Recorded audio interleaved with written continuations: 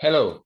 So my first idea about this presentation was to speak of Popper in Wikipedia.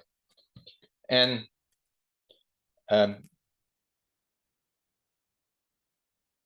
but the scope was too large.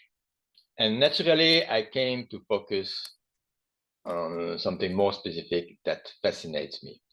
And this is the importance that Popper gives to the distinction between the logical side of science and the methodological side of science. The logical side is where we take as input conjectures and we unfold them logically to see the consequence so that we can eventually test them in experiments. It's a side where we consider only logical relationships between statements. Whereas in the methodological side, this is the side which is less rigorous because we deal with the reality. We deal with the actual experiments, observations, and we also deal with the source of the conjectures. Once we have the conjecture, we can deal with them in a rigorous manner, logical manner. But from where they come from, discussions, inspiration, all of this is less rigorous. So that, and Popper put a lot of importance to the logical side. For him, that side is logical and practical, and scientists do it all the time. It's an important input to the methodological side. Okay, that was fascinating me, and this way of Popper of seeing things was I like it very much. And but I thought I should make sure that my talk is interesting to others and to a large audience. So I decided I should look at what others say about Popper in the context of science. And I went to see this discussion that David Deutsch, I knew David Deutsch was an excellent exponent of Popper's knowledge in the context of science. So I went to see his discussion with students or younger colleagues, dated March of the year in 2021. And I must say, at first, I did not get it really. But I didn't expect that it would be about what I was interested in either. But I'm glad I did try to understand better, came back and see, I must be saying something that's correct. and finally, I came to realize that he was talking about the very thing that Popper insists a lot, and also something that fascinates me is this aspect of rigors and logical in his own term. He was talking about that. He was talking about statements. He was saying that statements are too imprecise to be in connection with reality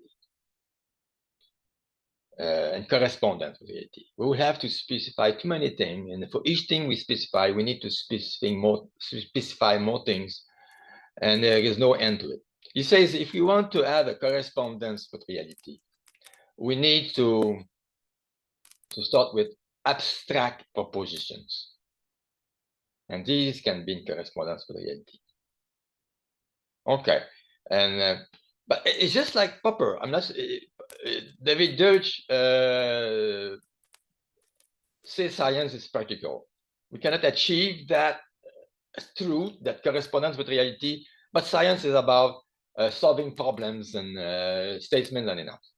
But still,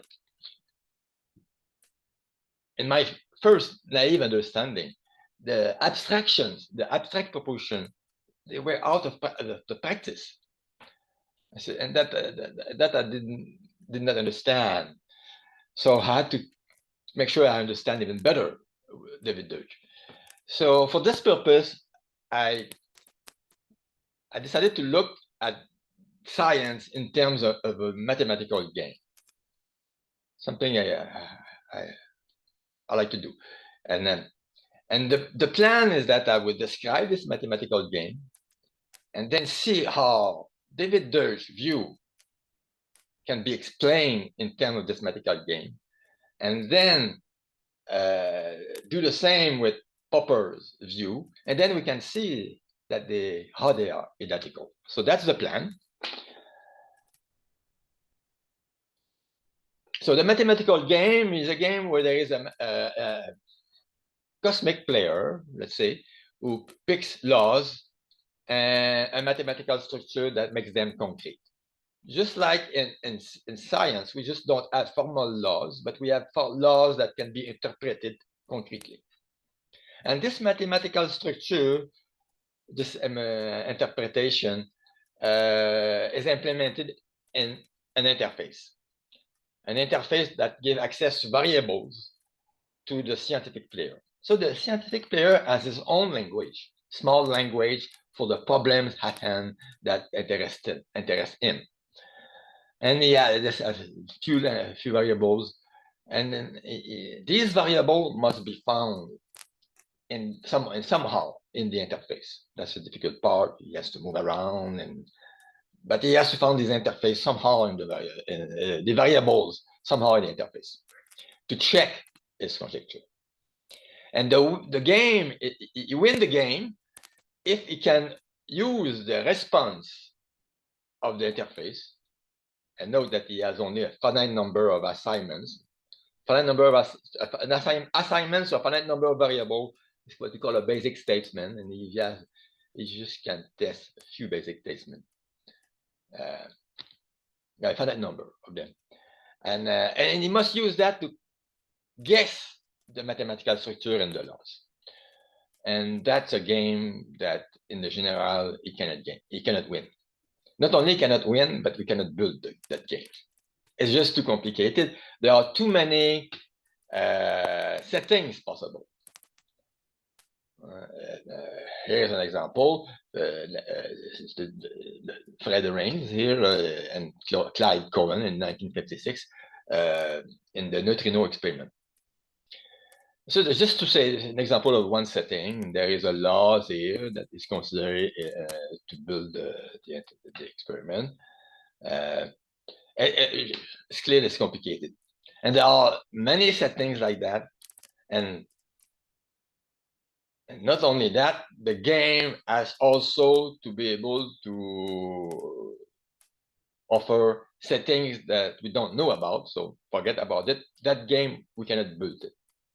But we can think about it. We can think that it exists in principle. And it corresponds to what we do in science.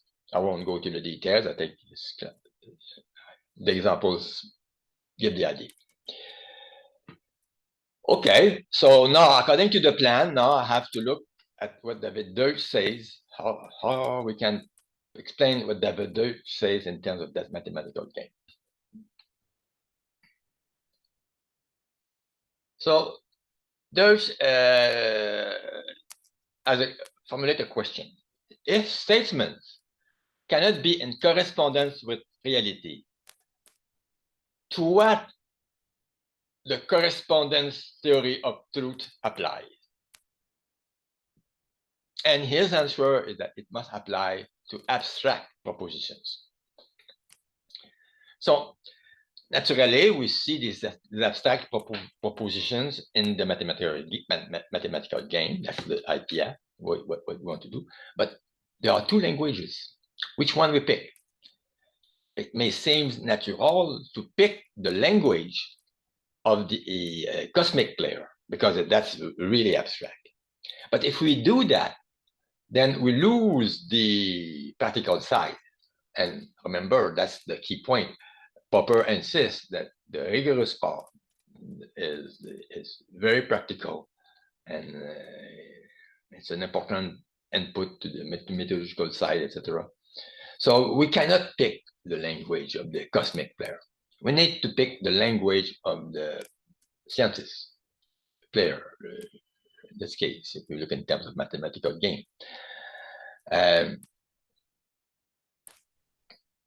that works because it's abstraction. It's still an abstraction. And it fits very well with Popper's view, because in terms of this mathematical game, then the logical part is the part that is the green part, the part in the language of the scientist which tries to guess the physical laws. Now, just quickly,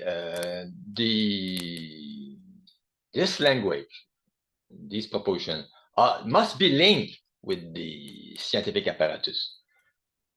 But it's not, it's more in principle. It's not that there is a distinction between connecting the variables to an apparatus. In principle, we don't even know what the apparatus is, but there is this background knowledge that these apparatus exist. And that's where we explain how the language is fit in the interface. But we don't know the problem. We don't deal with the problem of the measurements. We're not claiming that that some observation is correct and that everything has been taken into account. Nothing of that. So it's much less problematic than having to deal with the real problem of the physical reality. And in any case, this grain bubble, as soon as we move it, we think of it in the mathematical game, it corresponds to the abstract propositions of David Deutsch. So it does work well to explain David Deutsch in a way that corresponds to this approach, that important distinction that Popper's made. Okay, that's good. And I just want to add something about falsifiability, because that's important, and make the connection with falsifiability. We saw that rigor is possible on the logical side of science. And Popper insists that falsifiability lies on this side of science, the rigorous side. And what it does is that it connects the logical side with the methodological side. For example, the variables in the scientific player's language must exist in the interface, and how to get them must be intersubjective. You see, it makes the connection with the reality. And more than that, it has to be connected in a concrete manner, in the sense that some of the basic statement must be rejected by the conjecture, so that it has a meaning in the reality. There is something to discuss. Okay, that's good. So the conclusions is that Popper and Deutsch emphasize that in science, truth, in the specific sense of correspondence with reality, is only a regulative principle, because we cannot achieve that. Popper's philosophy says rigor is nevertheless possible, and falsifiability makes it a main ingredient in the methodology of science. We cannot prove that the methodology used this ingredient, this rigor, properly, but we experience it when we solve problems. It's sad that again and again, Popper's philosophy is judged as a way to achieve a rigorous methodology toward truth, which is not even possible. It's just like the people don't seem to give up the idea that science has to be rigorous all the way up to the methodology, and we'll be able to justify it fully. It's not enough. What Popper suggests, for some who they don't get it. Popper seems to me is very good. He says there's a practical side, a logical side, and it's very important, and it's an important input to the methodological side. It makes the whole thing rational, but that idea didn't get through. So that's my last conclusion, and thank you very much.